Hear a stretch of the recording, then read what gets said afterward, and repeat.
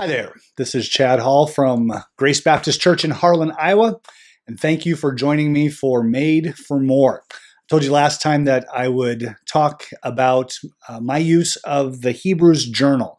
We made those available to everyone who wanted one.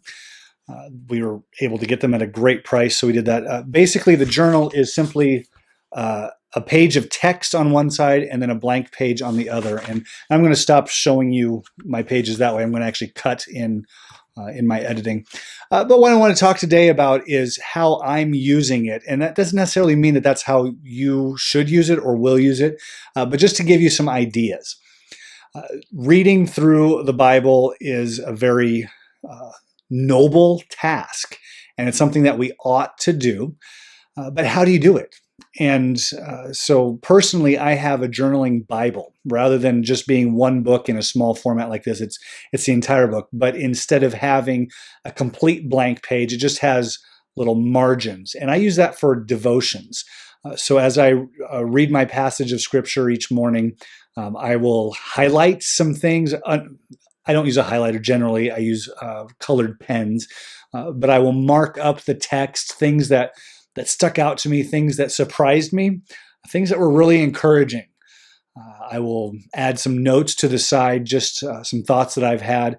I try to make that journal devotional in how I use it, rather than preparatory. Here's what I mean. The journal that I have for Hebrews, it's for preparing to preach it. And so my mindset needs to be different. Yes, the things that really speak to me, the things that I find helpful or challenging, I certainly want to highlight those. I want to keep those in mind. But I also want to ask questions a little more deeply, such as, what does the author really intend here? It's not that I don't ask those questions in a devotional setting, but it's really more important in a pastoral setting that I get those questions asked and answered correctly. And the journal is the first place where I start marking that up. So when there's something that I come across that I'm not 100% sure I know what he means, rather than taking the time at that moment and going and looking it up, I'll circle it, or I'll highlight it, or I'll make a little note. Because I don't want to break up my time with in-depth study just yet. I'm really doing it for the overview. And to be honest, this is a good way for lots of people to use these journals, is for the overview, to ask questions, to take notes. I know some people are using these journals to take notes during church. If you're artistic and you want to use some of that side columns to draw out stuff, I'm not, so that would not appeal to me. But if that's you, that's a great way to use these journals. But what I'm going to do now is I'll cut back and forth between some pictures of my journal, and we'll talk about what I have been doing with my journal. If I look at chapter 1, verse 1, you will see that there is not much at all in the journal. To be honest, I was getting used to it, not really certain how I wanted to do it. But when I first started using this journal, the first thing I did is I did some color coding and read through the entire journal with a particular color. And here's what I mean. For instance, I have purple as exhortations and commands. I know from the outset, from the studying I've done before, that there are lots of commands in the book of Hebrews. So I took my purple pen and I read through the entire book of Hebrews, and every time I came across a command, purple went on my page, either highlighting the text or bracketing off a section, because some of them are just really long, or taking notes. I went through and found the commands, and folks, there are a lot of them in here. Then I went through the entire book again with a red pen and took note of the covenants. God makes lots of promises in this book as well. Some of them are very encouraging. Some of them are a little bit fearful, because there's promises wrapped in with these warnings and stuff. But I went through and did that. I went another time through the book with a blue pen, and this time highlighting the supremacy of Christ. As you know, our theme for the book is that Christ is supreme. He's greater than all things. He's greater than all people. And so I used that to highlight some places where it's really more prominent in the text. And then certainly I could have done that with other things. There's a whole discipline of marking up your scripture that way. I don't go into great detail with all the different colors and brackets that you can use, but this is what I chose to do with the book of Hebrews. If we jump ahead to chapter 2, I started finding my groove in using this journal. And so as you look at what I have marked, I've got the first word of chapter 2 circled. The word therefore is something that is always a place to stop and consider, what is he trying to communicate? I wanted to make sure that I noted that. So it says there, reflect back. You see the purple there, the first verse completely underlined in purple, because that's an exhortation that we must not, or that we must cling to what we know about Jesus. Circled in blue there, paying closer attention, drift away some added emphasis into those things. And then you look in verse 2, how I've got the words for and then verse 3, how, all circled. And you may recall when I preached through this, I talked about these words as being key connective words, that they're not just there to make a complete sentence, but they have intricate meaning in connecting the thoughts together so that it builds an argument, really.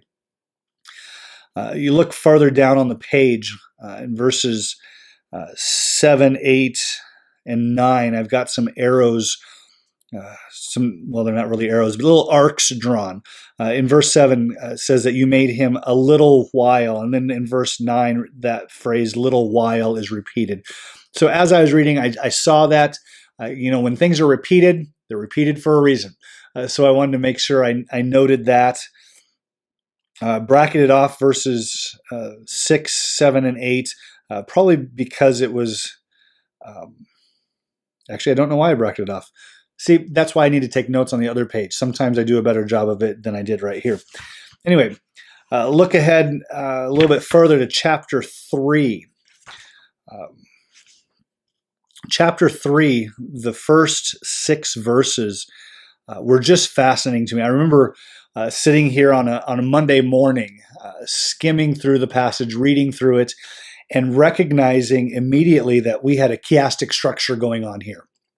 You may recall a chiastic structure is where an argument is made, and then later on that same argument is made. So we call that A, and then later on we call it A prime. And the way these structures work is you have point 1 or point A, and then point B, and then point C, and then oftentimes you'll have C repeated. So we call that C prime, and then we go backwards. B prime and A prime.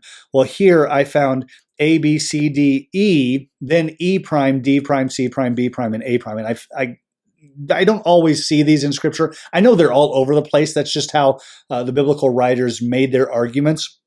But it was fascinating to actually see it myself and to be able to dig it out. And so in the text, I have written A at the beginning of verse 3. Therefore, holy brothers, you who share in a heavenly calling. And then at 6, we have another command to the church, if indeed we hold fast our confidence in boasting. And then in the second part of verse 1, it says, consider Jesus the apostle and high priest of our confession. That's letter B. And then B prime is we are his house. So consider him. And then in verse 6, it associates us with him. It's not as clear as a distinction as or a union between the two verses, but it's there. Letter C, just as Moses was also faithful. This is in verse 2. We have C prime in verse 6, but Christ is faithful as a son. So we're comparing Moses as the servant to Christ as the son.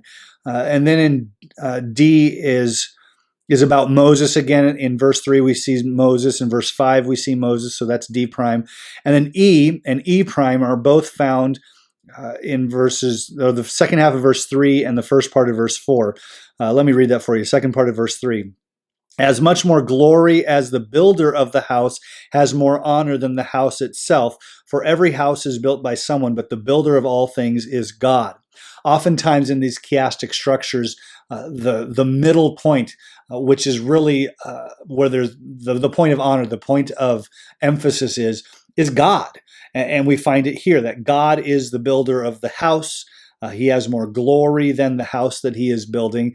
And again, that not all that stuff makes its way into a sermon, because a sermon is more than just digging through the nuts and bolts of how the passage is put together. The sermon's thrust is, what do we do with it?